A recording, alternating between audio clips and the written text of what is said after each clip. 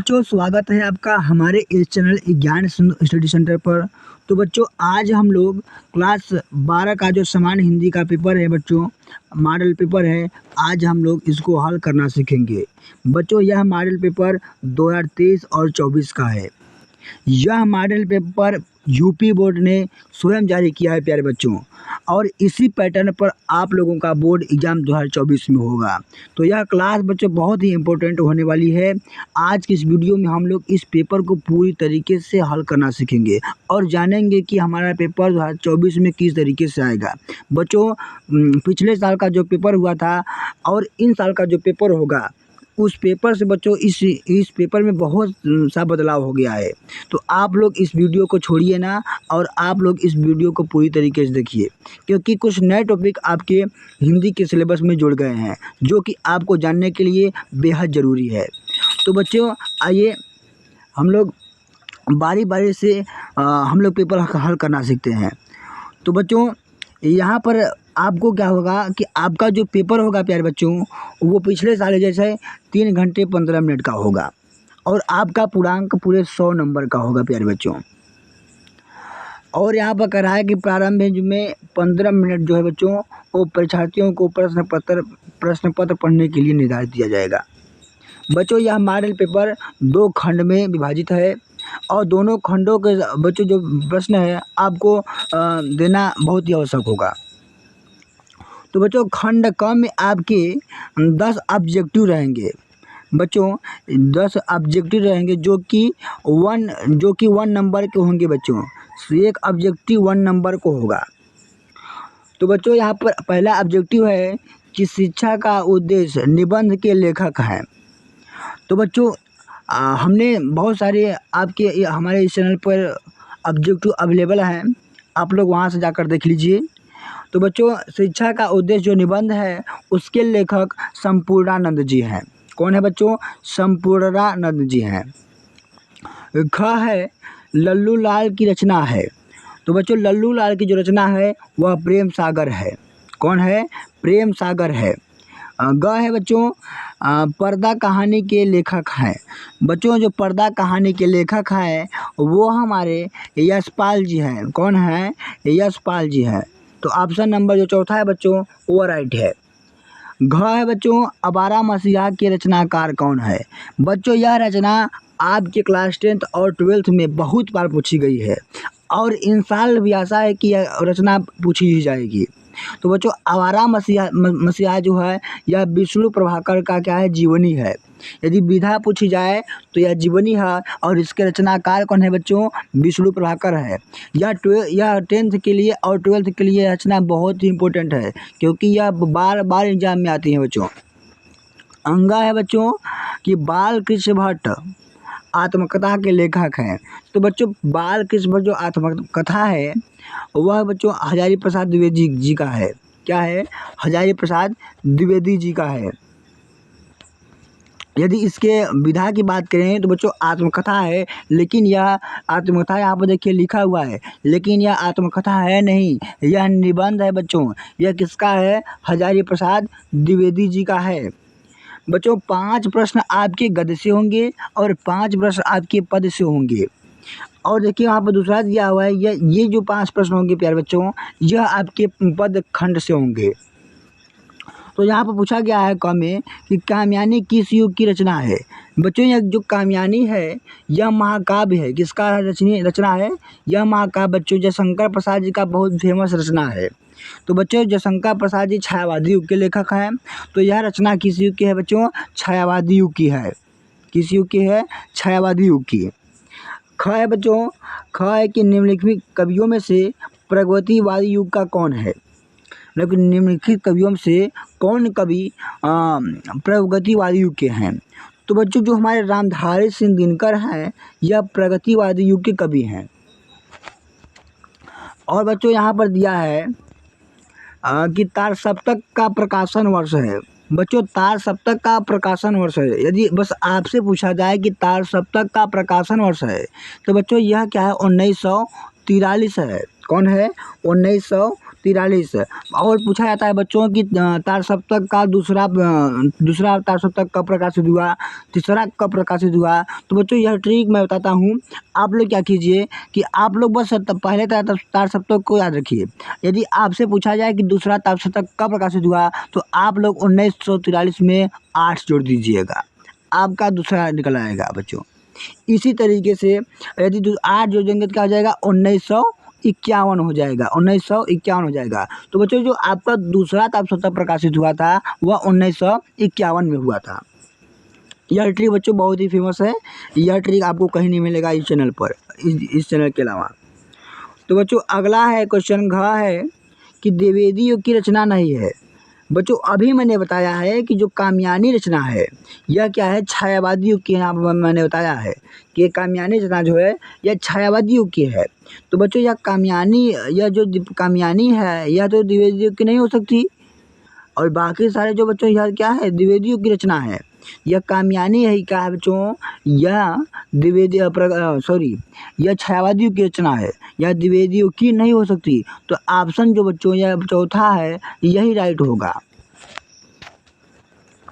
फिर बच्चों अंगय वाला है कि अर्थ साहब के कवियों का संबंध भक्ति काल की किस शाखा से है। तो बच्चों अर्थ साहब के कवि जैसे कि हम मान लेते हैं सूरदास जी हैं, आपको 10th में पढ़ाया गया होगा कि अर्थ साहब के कवि सूरदास जी का ना। तो सूरदास जी बच्चों यह क्या थे, अर्थ साहब के कवि थे, और उनका संबंध क्या था बच्चों, कृष्ण भगवान से था। तो यह क्या थे, कृष्ण भक्त शाखा से थे। वह हमेशा क्या करते हैं कि कृष्ण जी के बाल लीलाओं का वर्णन करते हैं, तो वह कृष्ण भक्त की शाखा के कवि हैं। तो बच्चों आपका जो ऑप्शन नंबर 4 है वह राइट है। बच्चों इस प्रकार से आपके बोर्ड एग्जाम में 10 आपके ऑब्जेक्टिव क्वेश्चंस होंगे, जो कि 5 गद्य से होंगे और 5 पद से होंगे, और प्रत्येक बहुविकल्पी प्रश्न आपका 1 नंबर को होगा। और बच्चों जो दूसरा प्रश्न आपका रहेगा, ये जो तीसरा प्रश्न रहेगा आपका, यह गद्यांश रहेगा। बच्चों यह गद्यांश रहेगा, और यह गद्यांश पूरे 10 नंबर का होगा, पूरे 10 नंबर का होगा बच्चे। और इस गद्यांश में आपके 5 क्वेश्चंस होंगे। यहाँ पर देखिए 5 क्वेश्चंस दिए गए हैं, और प्रत्येक क्वेश्चन जो है बच्चों आपका 2 नंबर का रहेगा। कितने अंक का बच्चों, 2 नंबर का रहेगा, और 5 क्वेश्चन रहेंगे। पूरे अंक कितने बच्चों, 10 अंक के रहेंगे आपके। तो बच्चों यह धरती माता की कोख से जो अमूल्य निधियाँ भरी है बच्चों, यह जो गद्यांश है आपके पहले चैप्टर से लिया गया है, जो कि राष्ट्र का स्वरूप है, जिसके लेखक वासुदेव शरण अग्रवाल जी हैं। वहाँ से बच्चों यह गद्यांश लिया गया है। तो आप लोगों को पहला संदर्भ लिखा जाएगा, उसे इस गद्यांश से कुछ क्या है क्वेश्चंस दिए गए हैं, इन क्वेश्चंस को आपको हल करना होगा। प्रत्येक क्वेश्चन जो है बच्चों आपका 2 नंबर का होगा। अब अगला है बच्चों अथवा में भी दिया रहेगा आपको। अथवा में देखिए यहाँ पर क्या दिया हुआ है कि अशोक के फूल उसी मस्जिद से हंस रहा है। बच्चों जो अशोक के फूल बता रहा है कि जो अशोक का फूल आपका चैप्टर है, तीसरा चैप्टर है, जिसके लेखक हजारी प्रसाद द्विवेदी जी है। यह गद्यांश वहीं से लिया गया है। तो इसमें भी आपके 5 क्वेश्चन होंगे, प्रत्येक क्वेश्चन बच्चों 2 नंबर के होंगे। तो 5 क्वेश्चन रहेंगे, यानी यह भी कहना रहेगा 10 नंबर का रहेगा। फिर बच्चों आपका जो चौथा प्रश्न होगा, चौथा नंबर का जो प्रश्न होगा प्यारे बच्चों, यह आपका पद्यांश होगा, यह आपका पद्य से होगा प्यारे बच्चों, यह आपका पद्य से होगा, यह आपका पद्य से होगा, यह पद्यांश होगा प्यारे बच्चों, और यह भी 10 नंबर का रहेगा। और इस पद्यांश में भी प्यारे बच्चों आपके 5 क्वेश्चंस होंगे, और ये 5 क्वेश्चंस भी बच्चों, प्रत्येक क्वेश्चन जो है बच्चों आपका 2 नंबर का होगा। तो इसी तरीके से यह भी जो पद्यांश है बच्चों, यह भी आपका 10 नंबर का रहेगा। इसमें 5 क्वेश्चन होंगे जो कि इस पद्यांश से संबंधित रहेगा। आगे चलते हैं प्यारे बच्चों, आप लोग बस इस पैटर्न को समझिए, और इस पेपर को अगर पूरे सोल्यूशन के साथ चाहिए तो यदि आप कमेंट करेंगे तो मैं इस पेपर को पूरी अच्छी तरीके से सोल्यूशन करा दूंगा। इस पेपर को सोल्यूशन करने से बच्चों क्या होगा कि इस पेपर से ही आपके बहुत क्वेश्चन आपके बोर्ड एग्जाम मिल सकते हैं। यह मैं गारंटी लेता हूँ कि आपके बोर्ड एग्जाम में यहाँ से जरूर क्वेश्चन आएंगे। यदि आप विश्वास नहीं मानते हैं तो आपका जिस दिन हिंदी का पेपर होगा और आप लोग उस दिन लौट कर आइएगा और देखिएगा इस पेपर को, इस वीडियो को हमारे देखिएगा मैंने क्या कहा था। यहाँ से आपके कम से कम 50% क्वेश्चन आएंगे प्यारे बच्चों। फिर प्यारे बच्चों आपके यहाँ पर एक अथवा में दिया रहेगा। फिर आपका जो 5वां है बच्चों, 5वां प्रश्न रहेगा, उसमें आपके लेखकों का साहित्यिक परिचय देना रहेगा और उनकी प्रमुख रचना का बच्चों उल्लेख करना रहेगा। और यह जो बच्चों आपका जीवन परिचय होगा वह आपका 5 नंबर का होगा। आप जीवन परिचय लिखेंगे यानी साहित्यिक परिचय लिखेंगे तो आपको 3 नंबर मिलेगा, और आप जब उनकी एक रचना का उल्लेख करेंगे तो आपको 2 नंबर मिलेगा। पूरे मिलाकर बच्चों आपको 5 नंबर मिलेंगे यहाँ से। और बच्चों आप क्या करना होगा कि आपको उनकी जो प्रमुख रचना है उनके बारे में कुछ 2-4 लाइन लिखना होगा। यदि आप उनका रचना ही भर लिख देते हो तो आपको 2 नंबर पूरा नहीं मिलेगा। आप लोगों को 1 नंबर दे सकता है, लेकिन आप जब उनके रचना का उल्लेख करेंगे तब आपको जाकर प्यारे बच्चों आप लोगों को 2 नंबर मिलेगा रचना का। बच्चों यहाँ पर जैसे दिया गया है आचार्य प्रसाद द्विवेदी का, APJ अब्दुल कलाम का और वासुदेव सरल अग्रवाल का। बच्चों मैं गारंटी लेता हूँ कि यही जीवन परिचय आपके बोर्ड एग्जाम में 100% मिलेंगी। तो आप लोग क्या कीजिए, बस इन्हीं जीवन परिचय के यानी साहित्यिक परिचय को आप लोग हल कर लीजिए भाई। फिर बच्चों इसी में 55 में ख रहेगा, आपके कवियों का साहित्यिक परिचय लिखना रहेगा और उनकी भी एक जो कृति है, जो प्रमुख कृति होगी उनकी भी कृति का क्या करना है, उल्लेख करना होगा। और यह भी बच्चों आपका 5 नंबर का होगा। फिर बच्चों आपका जो 6वां क्वेश्चन रहेगा, इसमें आपके कहानी होंगी बच्चों। बहादुर कहानी है यहाँ पर और पंचलाइन कहानी। यही कहानी तो आप 2 कहानी आपको बच्चों मिलेगी आपके बोर्ड एग्जाम में, जो कि बच्चों आपको 80 शब्दों में इसको लिखना होगा। ज़्यादा से ज़्यादा आप लोग पन्ना भरने की कोशिश ना कीजिएगा, 80 शब्द में लिखेंगे तो आपको पूरे नंबर मिल जाएंगे। 5 नंबर का होगा। यदि आप बहुत ज़्यादा लिखेंगे बच्चों तो आपको आपका टाइम भी बहुत ज़्यादा जाएगा, आपको पूरे नंबर भी नहीं मिलेंगे। तो बच्चों आप क्या कीजिएगा कि 80 शब्द से बहुत जाएगा, आपका 90 शब्द लिखिए, लेकिन आप 100-150 बहुत ज़्यादा मत लिखिएगा। तो बच्चों यहाँ पर अथवा झूर स्वामी जो पंचलाइट है बच्चों, यह कहानी बहुत ही फेमस होती है, यह बार बार आती है। यह कहानी बच्चों फणीश्वरनाथ रेणु की है। यदि आप लोग करेंगे इस पेपर को मैं सलूशन के साथ पूरा भेज दूंगा अपने चैनल पर। बच्चों यहाँ से आपको खंड के प्रश्न का उत्तर देना होगा, जो कि बच्चों क्या रहेगा, यह 5 नंबर का रहेगा। ये जो 7वां क्वेश्चन है बच्चों, यहाँ से आप लोगों को देना होगा, यह भी देना होगा। इसमें आपका जिलम जो चलता है आपको वह देना होगा यार बच्चों। फिर बच्चों आप लोगों का जो 8वां क्वेश्चन रहेगा और वह संस्कृत का गद्यांश रहेगा और उनकी एक उसके संदर्भ सही यानी मतलब कि आपको संकेत और संदर्भ और ये सब लिखना होगा पर बच्चों, और उसका हिंदी में अनुवाद करना होगा, जो कि बच्चों 7 नंबर का होगा। आप जब उसका संदर्भ लिखेंगे तो आपको 2 नंबर मिलेंगे, और जब उसका हिंदी में आप अनुवाद करेंगे तो आपको 5 नंबर मिलेगी। यानी आप जब पूरा इसको सॉल्यूशन करेंगे तो आपको 7 नंबर मिलेंगे प्यारे बच्चों। फिर बच्चों ख में है, फिर इसी में ख रहेगा आपका एक संस्कृत से पद्यांश दिया जाएगा आपको, और उसको उसमें संदर्भ सहित बच्चों आपको हिंदी में अनुवाद करना होगा। यह भी प्यारे बच्चों आपका 7 नंबर का होगा, और इसमें भी आपको संदर्भ लिखना होगा। यदि आप संदर्भ लिखते हैं तो यहाँ पर भी आपको 2 नंबर मिलेंगे, और हिंदी में अनुवाद करते हैं तो फिर आपको 5 नंबर मिलेंगे। यानी पूरे नंबर आपको कितने मिलेंगे, 7 नंबर मिलेंगे बच्चों। फिर बच्चों आपके यहाँ पर मुहावरे मिलेंगे, जो कि आपको वो सिर्फ एक का अर्थ लिखकर उसको वाक्य का प्रयोग करना होगा। आपको सिर्फ एक का अर्थ आपको देना होगा यहाँ पर। तो यहाँ पर तलवार की धार चलाना, नमक मिर्च लगाना, यह सारे बच्चों आपको बहुत सारे मुहावरे दिए जाएंगे, आपको सिर्फ एक का देना होगा।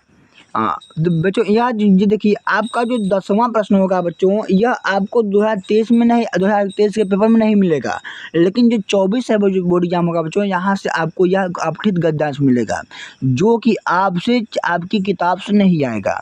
यह आपको कोई भी अपठित गद्यांश दे सकता है। कैसा आएगा इसके बारे में आपको अगली वीडियो में बताऊँगा, यदि आप लोग कमेंट करते हैं तो बच्चों अपठित गद्यांश यह आपके 2023 में नहीं था। इन साल बोर्ड ने बहुत अन्य जारी किया है कि अपठित गद्यांश होगा। बच्चों यहाँ जो अपठित गद्यांश है यह आपका पूरे 5 नंबर का होगा। कितने नंबर का बच्चों? यह पूरे 5 नंबर का होगा। इसमें बच्चों आपको 2 दिए जाएंगे अपठित गद्यांश और दोनों क्या रहेंगे? 5 नंबर के रहेंगे। अथवा में आपको सिर्फ एक ही करना होगा, जो आपको सरल लगे उसको आप कर सकते हैं। यह टॉपिक बच्चों इन साल 2024 में नया है, तो आप लोगों को यह बहुत ध्यान देने की बात है।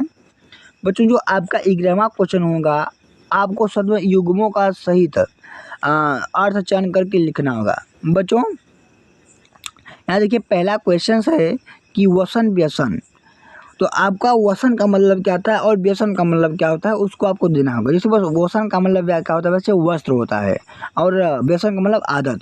तो यहाँ आपका है सी नंबर जो आपका बच्चों वह क्या है? सही है। सी वाला ऑप्शन जो है वह सही है। इसी प्रकार से आपको मिलेंगे क्वेश्चन 11वां पर। यहाँ पर एक क्वेश्चन और रहेगा, ये क्वेश्चन एक एक नंबर के होंगे। फिर यहाँ क्या दूसरा क्वेश्चन अम्बुज और अम्बुद। बच्चों आप जाहिर सी बात है कि अम्बुज का मतलब क्या होता है? कमल, और अम्बुद का मतलब बादल होता है। अम्बुज यानी अम्ब माने क्या होता है? पानी, ज माने जन्म, माने पानी में जन्म लेने वाला क्या होता है बच्चों? कमल होता है। अम्बु माने पानी, द माने देने वाला, पानी कौन देता है बच्चों? बादल देता है। तो इस प्रकार से आप लोग इसे याद कर सकते हैं। तो बच्चों अम्बुज माने क्या होता है? कमल, और अम्बुद माने बादल। तो ऑप्शन नंबर जो बच्चों यहाँ पर सी भी, यह भी सी ऑप्शन जो है बच्चों यहाँ पर राइट है। फिर बच्चों यहाँ पर देखिए आप लोग देख सकते हैं कि आप लोगों का जो यहाँ पर ख है, ख में बच्चों आप लोगों का करना निम्नलिखित शब्दों में से किसी एक शब्द का 2 अर्थ देना होगा। तो बच्चों जैसे यहाँ अंबर है, अंबर क्या होगा? अंबर माने एक होता है बादल, और एक अंबर माने अंबर माने आकाश होता है, और एक अंबर माने क्या होता है? वस्त्र होता है, यानी कपड़ा होता है। और फिर क्या है आपका गाँव में दिया रहेगा बच्चों कि वाक्यांशों के लिए एक शब्द चयन करके लिखिए। यहाँ पर क्या हुआ है कि आपको किसी एक का आंसर देना होगा। जैसे जो आंखों के सामने हो उसे क्या होता है बच्चों? उसे प्रत्यक्ष कहते हैं। क्या कहते हैं? प्रत्यक्ष कहते हैं। जो आपकी आंखों के सामने होता है उसे प्रत्यक्ष कहते हैं। फिर दूसरा आंसर होगा बच्चों यहाँ पर कि जानने की इच्छा रखने वाला क्या कहता है? तो जो जानने का इच्छा रखता है उसे हम लोग कहते हैं जिज्ञासु। क्या कहते हैं? उसे हम लोग जिज्ञासु कहते हैं। जो ऑप्शन नंबर सी है बच्चों यह राइट है। फिर बच्चों घ में है कि निम्नलिखित में से किन्हीं 2 वाक्यों के शुद्ध करके लिखिए। बच्चों यह शुद्धिकरण आपको बहुत हर साल मिलते हैं, और इन साल भी आपको मिलेगा। 2 शुद्धिकरण को आपको करना होगा, 2 शब्दों का, और 2 यह एक एक नंबर का होगा। फिर बच्चों 12वां क्वेश्चन में आपको व्याकरण से मिल जाएगा। व्याकरण से जो रस छंद है वहाँ से मिलेगा आपको। बीरस अतः का स्थायी भाव के साथ बच्चों आपका उदाहरण देना होगा। यदि आप बच्चों क्या करते हैं वो स्थायी भाव नहीं बताते तो सिर्फ आपको 1 नंबर मिलेंगे। तो आपको स्थायी भाव के साथ बताना। जैसे बीरस का क्या होता है? क्या बीरस का क्या होता है? उत्साह, जुगुप्सा, गुस्सा होता है, ठीक है। और इसके बाद क्या होता है? हास रस का क्या होता है? हास होता है। फिर इसका है श्लेष उस परीक्षा का लक्षण लिखना। लक्षण का मतलब क्या होता है बच्चों? लक्षण का मतलब होता है परिभाषा। परिभाषा के साथ का ना उदाहरण सहित देना होगा। आप लोगों को यदि परिभाषा लिखते हैं तो 1 नंबर मिलेगा। यदि आप उसका उदाहरण लिखते हैं तो आपको पूरे 2 नंबर मिलेंगे। यहाँ से बच्चों आपका कोई भी नंबर नहीं करता है। यदि आप पूरा लिखे हैं, उदाहरण भी लिखे हैं और परिभाषा भी लिखे हैं तो आपको पूरे नंबर मिलते हैं। फिर बच्चों आपका जो 13वां क्वेश्चन होगा यह भी बच्चों देखिए इन साल नया जुड़ा हुआ है। आप लोगों को एक एप्लीकेशन लिखना होगा, आवेदन यानी प्रार्थना पत्र लिखना होगा। जैसा कि लिखा है बैंक खाता खोलने के लिए बैंक प्रबंधक को आवेदन पत्र।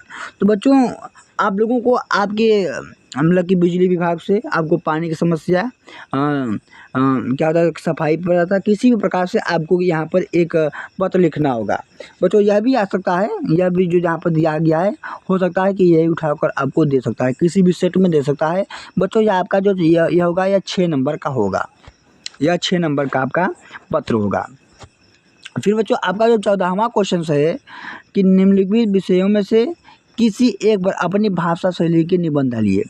निबंध लिखिए। बच्चों आपको यह निबंध है दिखेगा आपका 14वां क्वेश्चन पे। आप लोगों का जो बच्चों यह निबंध है वह पूरे 9 नंबर का होगा। कितने नंबर का होगा बच्चों? 9 नंबर का होगा। तो बच्चों इस प्रकार से आप लोगों का 2024 में पेपर होगा प्यारे बच्चों। सेम इसी पैटर्न पर आप लोगों को आपके बोर्ड आपके 2024 में आपको मिलेगा प्यारे बच्चों। 2024 में सेम ऐसा ही पेपर आप लोगों को मिलेगा, सेम ऐसा ही पेपर है, सेम ऐसा ही। तो बच्चों आशा करता हूँ कि आप लोगों को यह वीडियो बहुत ही अच्छी लगी होगी। यदि आप लोगों को और सब्जेक्ट का पेपर हल कराना हो तो आप लोग हमारे चैनल को सब्सक्राइब कर लीजिए और आप लोग कमेंट कीजिए कि आप लोगों को किस विषय का मॉडल पेपर हल कराना है। तो मैं वीडियो उस मतलब कि क्या उस मॉडल पेपर का वीडियो बनाऊँगा, आप अपलोड कर दूँगा। तो बच्चों आप लोग यदि हमारे चैनल पर नए हैं तो आप लोग हमारे चैनल को सब्सक्राइब कीजिए और वीडियो को लाइक कीजिए और यह वीडियो बच्चों अपने दोस्तों के साथ शेयर कीजिए ताकि वे भी अपने इस पेपर को समझ सकें और पैटर्न को समझ सकें कि 2024 में हमारा पेपर कैसा आएगा। तो बच्चों आशा करता हूँ कि आप लोगों को वीडियो समझ में आई होगी। तो बच्चों मिलता हूँ अगली वीडियो में एक नए टॉपिक के साथ।